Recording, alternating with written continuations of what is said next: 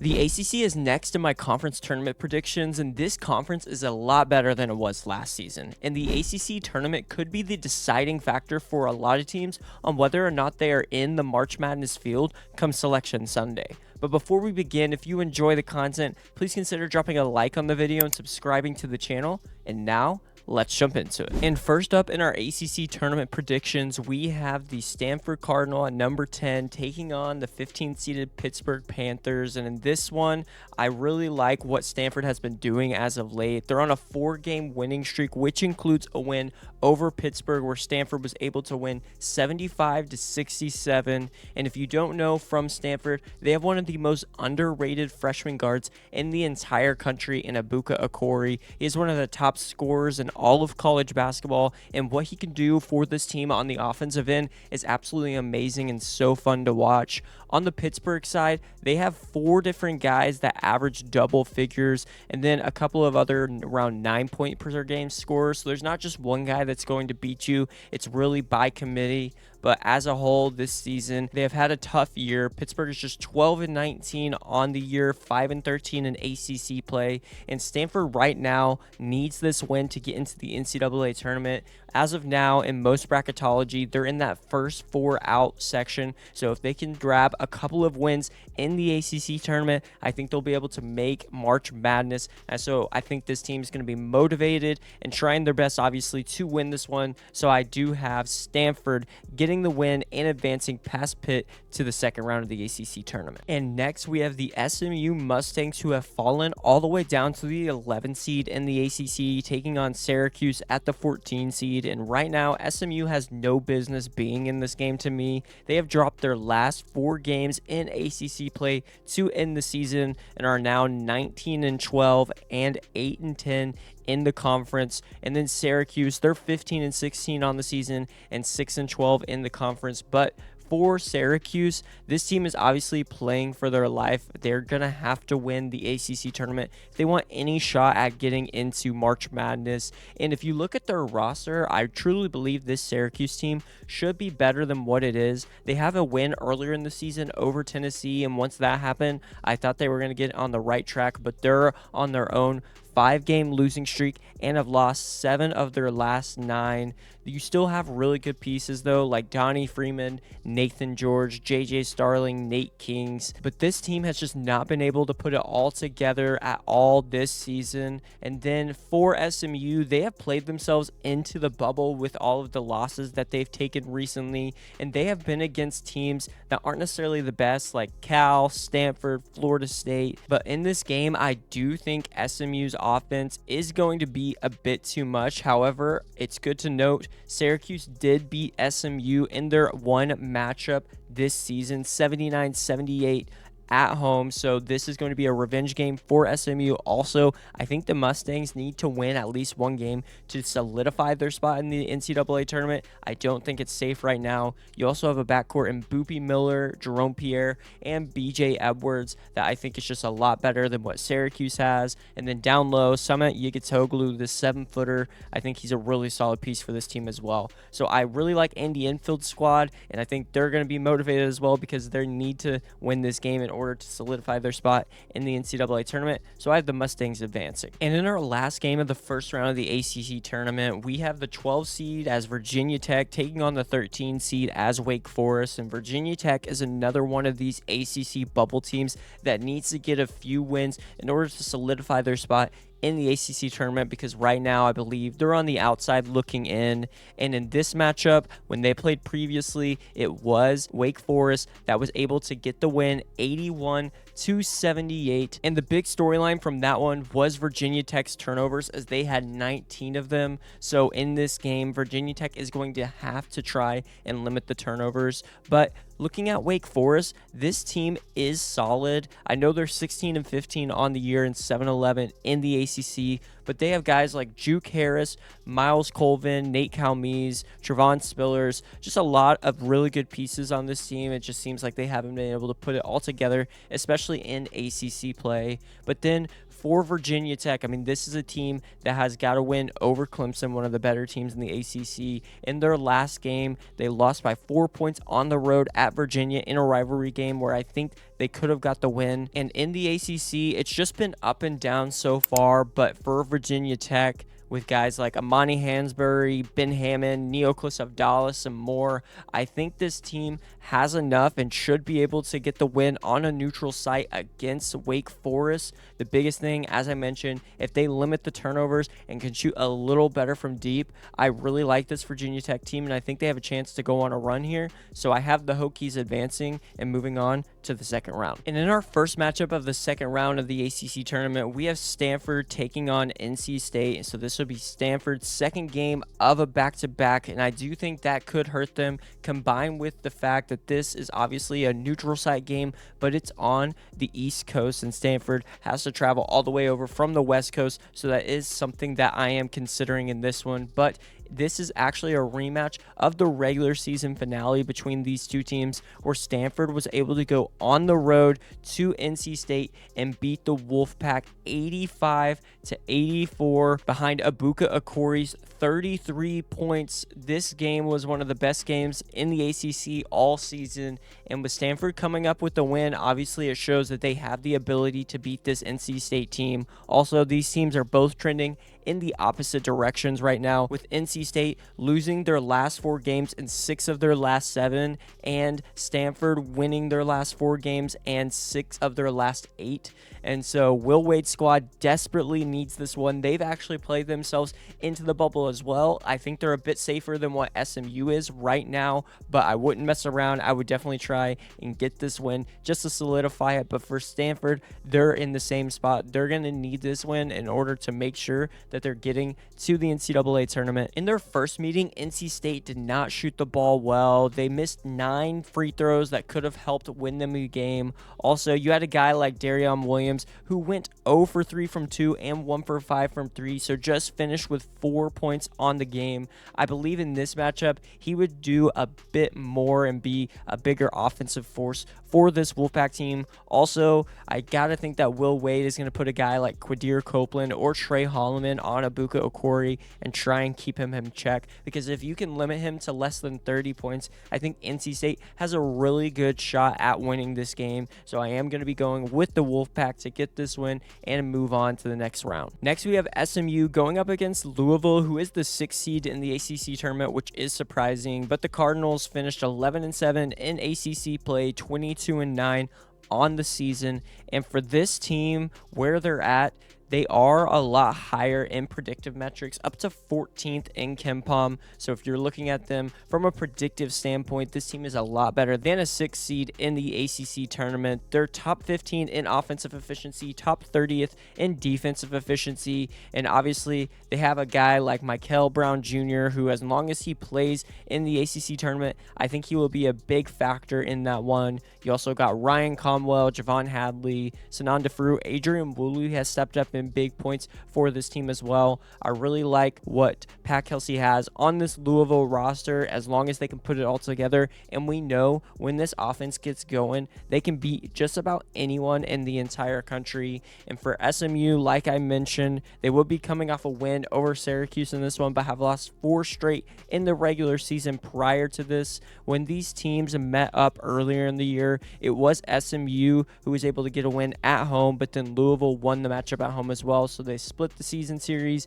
and both of those games were played pretty similarly. So I think with this one being played more on the East Coast, that Louisville would have a slight advantage there, although it is a neutral court. But I do have to believe that Michael Brown Jr. is going to be back. Pat Kelsey's going to have their squad ready to go, and as long as they can be efficient on the offensive end, I think they're going to get the win over SMU. Then we have Florida State as the 8th seed taking on Cal as the 9th seed, and Cal is another one of these ACC bubble teams that needs to get a couple couple of wins in the tournament in order to solidify their spot in March Madness. And I will say Mark Madsen's squad has definitely been a lot better this season than what I originally expected. 21-10 on the year, 9-9 in the ACC, but they have lost 2 of their last 3 to not the best teams in the conference in Pittsburgh and Wake Forest. So they are trending a bit in the wrong direction, but they do have some solid backcourt play in Day-Day Ames and Justin Pippen, which is what this team heavily relies on. And they're one of the better defenses in the conference, actually top 6 in all of ACC teams in defensive efficiency. But going up against a Florida State team that's 17-14 and 10-8 in the ACC, but this team has won 6 of their last 7, one of the hottest teams, not only in the ACC, but in my opinion, in the entire country. Their one loss came against Miami. They have a guy in Robert McRae that is an absolute bucket on the offensive end, and he's a guy they can go to whenever they need to go and get a basket. And these teams did match up one time in the regular season. It was at Florida State, and the Seminoles were able to get the win 63-61. But similar to Stanford, I think Cal, with the travel from the West Coast to the East Coast, could be affected with this one. And I do like what Florida State has been doing right now, so I am going to be picking the Seminoles to get the win and advance in this one. And in our final game of the second round, we have Virginia Tech going up against the 5-seeded Clemson Tigers. And for Clemson, they've won 2 of their last 3, but before that, they lost 4 straight. And then for Virginia Tech, I think this team needs this win in order to get into the NCAA tournament. I believe 2, maybe either 3 wins are going to be required of them to make sure that they have a spot there. And so when these teams played previously, it actually was Virginia Tech going to Clemson and beating them by 10 on the road in a really impressive fashion. Jalen Bedford was the best player for Virginia Tech on that night, scoring 23 points, and they also went 13 of 13 from the free throw line. For Clemson, they struggled from the free throw line, going only 11 of 18, so that was one of the big deciding factors in this one. I think for Virginia Tech, they're continually going to be motivated in this one because they need to get this win, and I also just like the matchups. I'm not as high on Clemson as some of the other people are. I truly believe that they don't necessarily have a guy that when they need a bucket down the stretch they can go to. Carter Welling, RJ Godfrey, Dylan Hunter, those are really the big names for the Tigers, but I trust Ben Hammond in the backcourt a bit more than what Clemson has. And then obviously the upside that Neoclis of Dallas brings as a 6'9 freshman can't be denied. And then on the interior, you got Toby Lawal and Amani Hansberry. I really believe that Mike White's team has pieces in every single position and believe that they would be able to get the job done once again. So I got Virginia Tech winning and moving on to the quarterfinals. So in our first matchup of the quarterfinals, we have Virginia coming off the double bye going up against NC State, and Virginia has been one of the most consistent teams in the entire ACC this season. They finished the year 13-3 in the conference, 25-4 overall. And like I mentioned with NC State, this team has dropped 6 of their last 7, trending in the wrong direction right now. And so I do think that getting this win would be a confidence booster heading into March Madness, although I don't think it is required for Will Wade's squad to get in. But for Virginia, they could maybe play themselves up a seed line in the NCAA tournament, so there is a lot to play for Ryan Odom's squad in this one.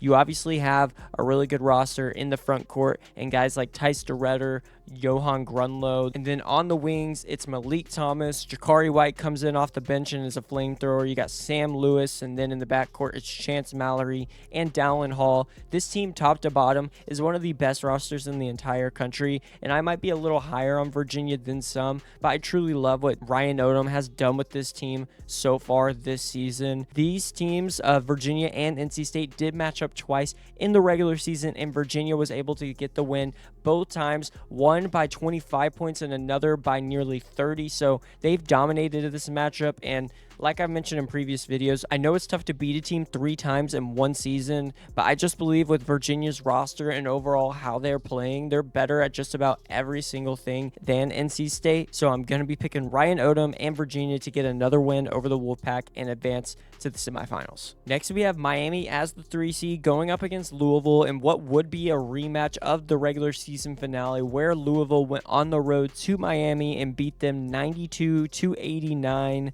Miami has had a very impressive season under Jay Lucas in his first year with the program. 24-7 on the year, 13-5 in the ACC, and have played themselves into a 3 seed, finishing the year on a 3-1 run with Louisville being that one loss. They're also 7-2 in their last 9 games, so this team is trending in the right direction. I love what this Miami team has, both in the front court and in the back court. In the back court, it's Trey Donaldson, True Washington, Shelton Henderson, and they just do all of the little things. They can defend, they can also get to the bucket when they need to. But then in the front court, it's Malik Renew, who is having one of the most underrated seasons in the entire country. And then you got Ernest Uday, who locks down the paint for this team as the 6'11 center.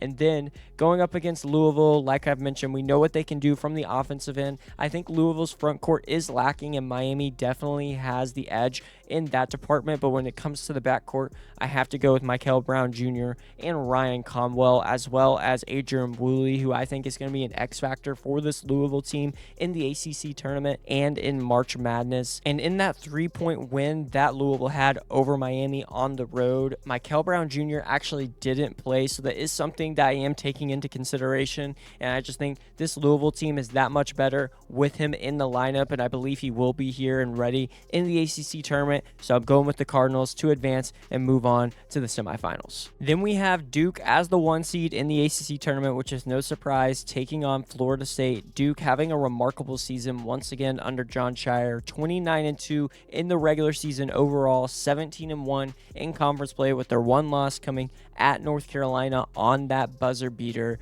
And looking at this matchup, these teams actually played earlier on in the season and was the second game of ACC play, and Duke got the win on the road at Florida State, but it was a lot closer than you probably remember. They only won 91-87. Florida State held Cameron Boozer to what might be his worst game in ACC play this season, as he only finished with 17-5, but he did add in 9 assists, which is still crazy to think that's someone's worst game. But then for Florida State, it was Robert McCray finishing with 31. Chauncey Wiggins had 20, and Duke really had no one that could stop Robert McCray in this one. So that's going to be a big thing for the Blue Devils in this next matchup, is they're going to have to find someone that's going to be able to lock down Robert McCray from Florida State. Also, for Duke, they might be going without Caleb Foster and Patrick Ngamba, who didn't play in that regular season finale game against North Carolina, so that is something to monitor. But I still feel like this Duke team is just too talented and one of the best teams not only in the ACC, but in the entire country.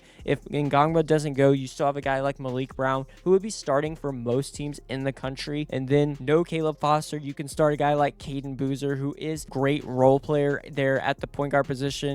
And then they have a lot of guys coming off the bench that continue to step up each and every game, like Nicholas Haminia and Darren Harris, whose seasons are getting better as we go on. And so I think Duke is just a bit more talented than what Florida State has. But Florida State could be a sneaky pick in this one. I truly do believe that they could upset the Blue Devils just with the limitation, and Duke already locked up a 1 seed. But I think that Jon Scheyer is going to have this team ready to go, and Duke, coming off an 8-game win streak, is going to win another one and advance to the next round. And then in our final matchup of the quarterfinals, it's North Carolina as the 4th seed in the ACC going up against a Virginia Tech team that would be playing their 3rd game in 3 days. And for North Carolina, the storyline has to be the injury to Caleb Wilson, who suffered another hand injury and will be out for the rest of the season. So this Tar Heel squad is going to have to go through postseason play without their stud freshmen. So guys like Zayden High, Jaron Stevenson, Henry Vasar, everyone that's going to be playing in the front court for this team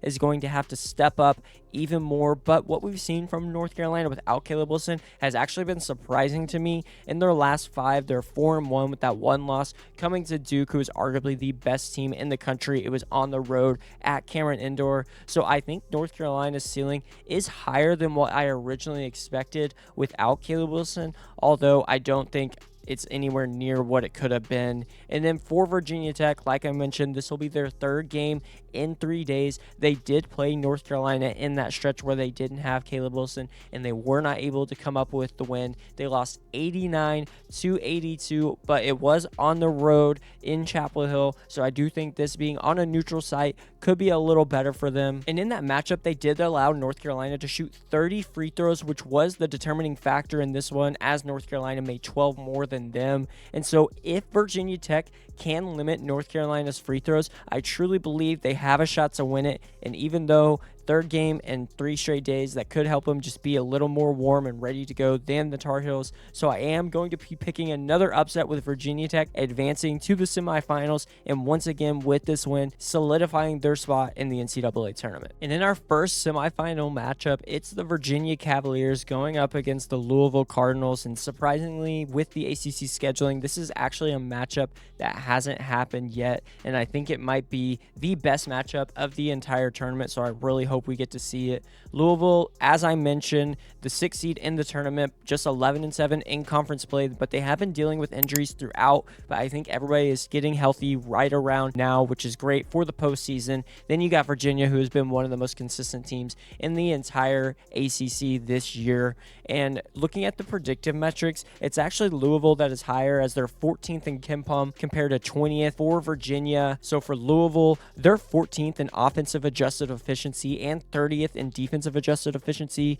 And then for Virginia, it's basically flipped, where they're 16th in defensive adjusted efficiency and 33rd in offensive adjusted efficiency. So these are two completely different styles. Louisville likes to speed you up and play fast, and then Virginia likes to slow you down and control the tempo. And looking at these teams, I truly believe it's just whoever is going to be able to control the tempo that is going to be able to get this win. In the backcourt, I do prefer Louisville with what they have with Michael Brown Jr., Ryan Comwell, and Adrian Woolley. But in the front court, it's got to be what Virginia has in Tice DeRitter, who I think is an underrated freshman for what he's been doing for Virginia, and then also Johan Grunlow and Onyensu. But when making this pick, I'm just going to trust the backcourt of Louisville and the fact that I think that they can get hot enough and go on a run against Virginia, and for that reason, I'm picking Louisville to advance to the finals. Then we have Duke taking on a Virginia Tech team that would be playing their 4th game in 4 days. They were able to make it to this semifinal matchup, and I think this is where Virginia Tech's run comes to an end. In their previous matchup, Duke went on the road to Virginia Tech and won by 14 points. Cameron Boozer absolutely dominated in the game, and then you had a guy like Isaiah Evans who also stepped up. I just believe that this Duke team is too much, not only in the front court but also in the back court. Guys on the wings like Isaiah Evans, Dame Sarr, Nicholas Amenia, Darren Harris have all been trending in the right direction and shooting the ball extremely well, and they might be able to shoot Virginia Tech out of it. Also, with them being on an 8-game win streak right now and looking like the best team in the country to me, it's just hard not to go with Duke with everything that they've done so far this season. I would be very interested to see how Mike White has this team try and defend Cameron Boozer. You have lockdown defenders like Amani Hansberry and Toby Lawal, but I do think that Cameron Boozer is just that much better, and it doesn't really matter who he puts on him. And so Duke right now, the class of the ACC once again, and will just be too much for Virginia Tech, and they'll advance to the championship game. So in the finals of the ACC tournament, we have Louisville taking on Duke, and this would be the 3rd matchup between these two teams this season. And in both games before, it was Duke who completely dominated the Cardinals, winning by 31 at home and then winning by 11 on the road. And although I think Louisville has the offense that could keep up with Duke, it's really what they lack on the defensive end that gives me a lot of concerns. Duke is top 5 in both offensive and defensive efficiency. They can shoot the ball well, they can score inside, they can get to the free throw line, they can do just about anything that they want. And then for Louisville though, the one thing that I think can help them in this game is if they can control the tempo and play fast like they want. Duke usually likes to set their offense. They're actually around 300 in adjusted tempo in the entire country, where Louisville is in the top 50. So if Louisville can control the tempo and get up and down and then obviously hit shots from the perimeter, I think they have a shot to win. But that's obviously a lot of ifs, and with Duke you have the one constant, and that is Cameron Boozer, the #1 player in college basketball this season with what he's done so far, and then the role players around him have all progressed and gotten better as the season has gone on. And right now, Duke is another one of those teams that is truly just hard to pick against, and without seeing it, I just don't know if I can pick Louisville over the Blue Devils in this one. So I have Duke winning the ACC championship and once again and solidifying their spot as the #1 overall seed in March Madness come Selection Sunday. But that wraps it up for this one. Let me know your thoughts on my ACC tournament predictions in the comments down below, and let me know who you would have winning it all. Also, if you enjoyed the content, don't forget to drop a like on the video and subscribe to the channel. Thank you so much for all the support, and I'll see you in the next one.